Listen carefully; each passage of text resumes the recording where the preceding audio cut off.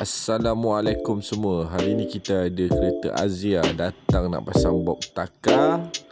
So kita racun sikit dengan Android player. So abang tu pun on pasang dua-dua. Alright. So sekarang ni dah siap pasang dah. Yang ni box Rahmat. Untuk promotion sekarang, pembelian box Taka anda akan dapat voucher 100. So aku pun acun nak berada ni pasang Android player sekali dengan box Taka. Okey, kepada yang kat luar sana nak pasang box Taka, bolehlah datang cari saya, Iskandar. Alright, yang ni abang ni dah siap pasang. So jom kita dengar review dia. Okey bang. Hai.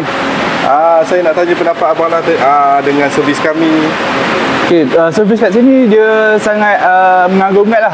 Kita apa orang kata sales persen kat sini sangat membantu. Oh my god! So untuk saya especially pilih rooftop mana yang tu dan CarPlay mana yang sesuai lah untuk kereta saya. Okey bang. So macam mana abang dapat tahu tentang Taka?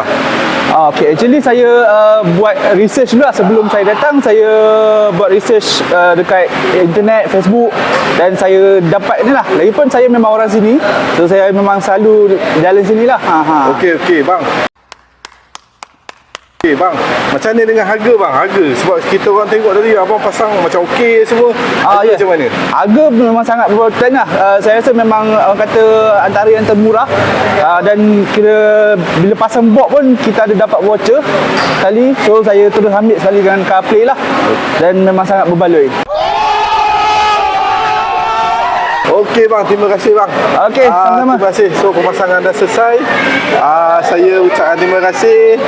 Saya jual dia bang. Okey. Alright. Terima kasih. Okey. Jom, siapa nak pasang Taka boleh datang ke kedai kami. Taka. Alright. Ciao.